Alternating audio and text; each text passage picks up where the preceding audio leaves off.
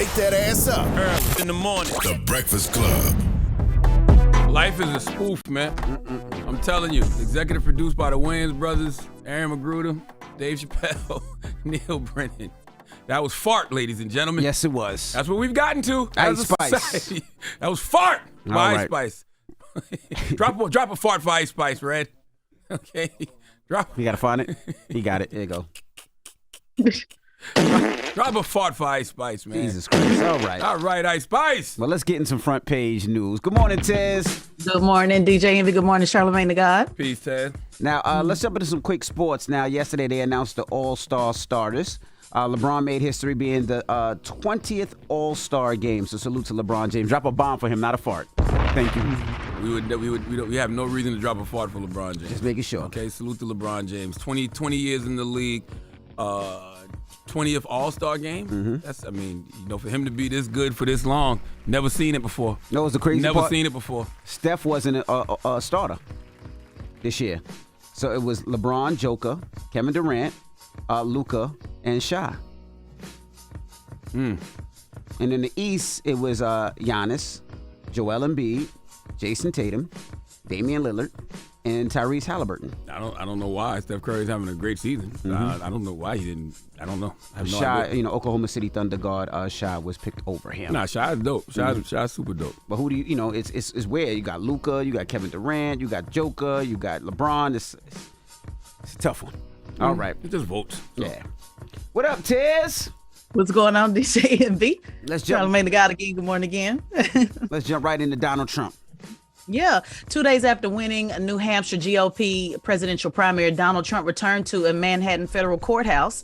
The trial centers on Trump's 2019 comments about E. Jean Carroll. That's the writer who won a civil verdict last year over Trump, who sexually assaulted her, who claimed he sexually assaulted her in the mid-1990s. And then he defamed her when she first publicly accused him. So remember, she sued because of what he had said about her. So she is seeking $10 million. Here is what happened when he took the stand. He was on the stand for maybe 5 minutes in total. And before he testified, the judge spent about 10 minutes going back and forth with the attorneys over what he would permit the questions to be. It was during that moment, before the jury was in the room, that Donald Trump spoke more than he even did on the stand. And he said audibly out loud, "I never met the woman. I do not know who this woman is. I was not at the trial. I don't know who this woman is." The judge told him to keep his voice down. Once they worked out exactly the questions that his attorney would be allowed to ask him, just 3, they called the jury in. Trump went up on the stand, stood at the side, raised his hand, said he swore to tell the truth, the whole truth, and nothing but the truth, and then sat down to give his testimony. So that's it. Closing arguments are scheduled for Friday morning, which is today. The jury of 9 may have the case by lunchtime. They're saying, they can never say when the jury is going to actually come back. But they said, typically juries don't like to go over the weekend, having to come back on Monday. So this could be returned pretty quickly to determine, what that settlement amount will be, or we'll know on Monday, one of the two. But former president of the United States was on the stand yesterday. That's the bottom line. I thought he already had to pay her $10 million. Yeah, he did. That was it. He did. He had to pay her already. But what is this about? Because he kept going. So he had to pay the $10 million, and then last year he said something else about her, so they took him back for another defamation trial. For another defamation trial. Because he kept talking. Probably will continue to talk after this as well. Go back to trial. It'll be another defamation. Another defamation. Jesus Christ. All right, that was your ex-president, Donald Trump. Thank you, Tez. What we doing next hour? Next hour, we're going to talk about New York City is the first to designate social media as toxic. So we're going to talk about that. We're going to talk about how some parents are also, saying that TikTok is promoting unrealistic beauty as well. So a little social media conversation and depression and how that's affecting our kids. All right. Well, get it off your chest. 800-585-1051. If you need to vent or something's on your mind, call us up right now. Again, 800-585-1051. It's The Breakfast Club. Good morning. Wake that ass up. Early in the morning. The Breakfast Club. Morning, everybody. It's DJ Envy, Charlamagne the Guy. We are The Breakfast Club. Let's get in some front page news. What's up, Tez? What's going on, DJ Envy, Charlamagne the God? Peace, Ted. Let's talk social media this morning, huh? Yeah, New York City is the first to designate social media as environmentally toxin. Now, we talked about how toxic social media is, but New York said they are going to, well, they have issued an advisory officially designating it as a toxic place. In response to the danger social media poses to mental health of young people, the city's Department of Health and Mental Hygiene issued an advisory identifying unrestricted access to and the use of social media as a public health hazard. So social media companies are increasingly being blamed for high rates of depression, suicide, and other mental health issues in youth. So they literally put it on the books as a toxic place. And I think you guys will probably agree. How much they spent on that study? Because I could have told them that 10 years ago for half of whatever they paid, okay? All right, which is why I only do Instagram. I don't do Twitter. I don't do Facebook. I don't do TikTok. I don't let my kids use social media at all. TikTok, sir. Whatever. I don't let my kids use social media at all. Yes, like duh. Social media is one of the most toxic places ever. Think about it like this. You got all of these miserable people, all of these hurt people, all of these people that are in pain. They get online every day and project that pain onto everybody. You just got collective pain, hurt, and misery being projected on social media, which is strange to me when people go to social media looking for something good. That's not what social media is even designed for, especially nowadays when, you know, the algorithm literally caters to the 7 deadly sins. I did a whole conversation with this, with my man, we did it with Cal Newport. We had him on here. He put out a great book called Digital Minimalism, but also my man from the documentary, The Social Network. Oh, I can't remember his name right now, but I had him on my, I think I had him here on Breakfast Club. I had him on my talk show, The God's Honest Truth, on Comedy Central too, talking about it. Like, social media, literally, the algorithms cater to the 7 deadly sins. That is a fact.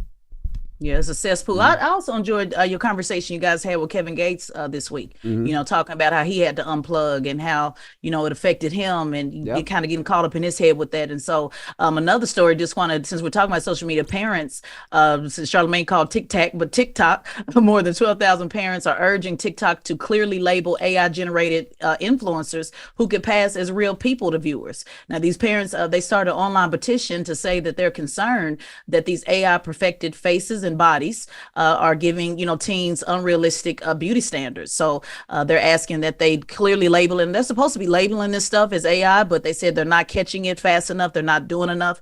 They're saying that virtual influencers have been around for years, but the new explosive growth of generated AI technology has made it harder for people to identify real from fake. So just another point, because both of these stories were talking about youth, but you guys brought up an interesting point about adults. This is not, I mean, adults are actually also, you know, being influenced by this.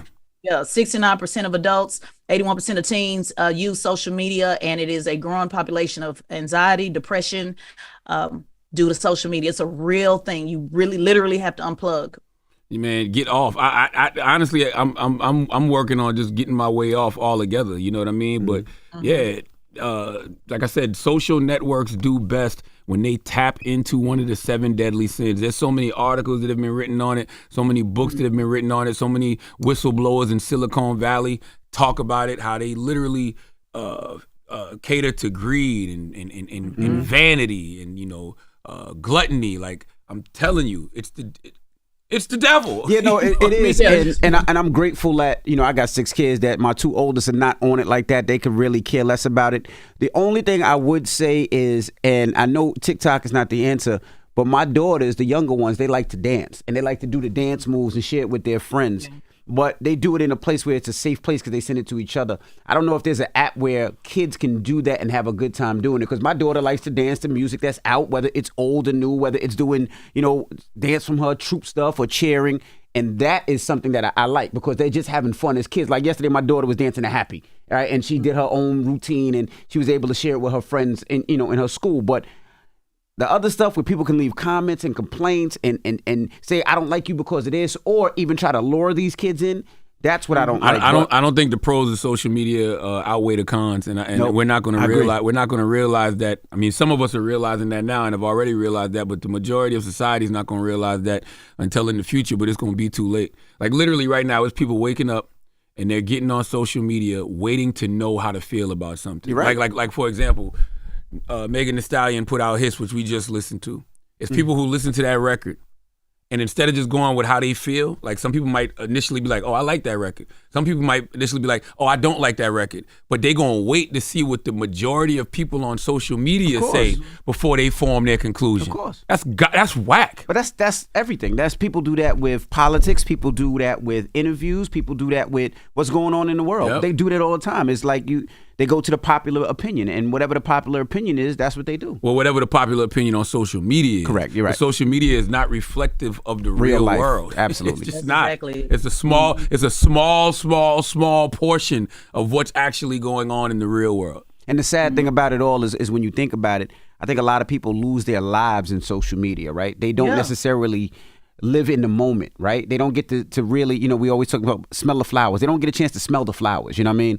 And I think, like you said, I think we need to get to a point where we have to, I don't want to say ban, but limit how people, indulge in social media. Mm-hmm. Well, Japan, we talked about this story before. They don't allow, they only allow certain content, to their children on TikTok, so there is, when you look at the United States and kind of, everything can go in and be on social media. That's to your point when you're saying, should it be an app just for dance, and eventually the mess of, get put in. So that's a big debate that they're having about TikTok, even on the politics level. But if you just go to any restaurant and look at couples constantly scrolling, we just really got to put the phone down at some point. I'm guilty of it myself. So that is front page news. That's right. Thank you, Tez. And make sure you subscribe to Teslin Figaro's podcast. It's Straight Shot No Chaser podcast on the Black Effect iHeartRadio podcast network, and follow at Teslin Figaro on all social media platforms. Wake that ass up. Early in the morning. The Breakfast Club.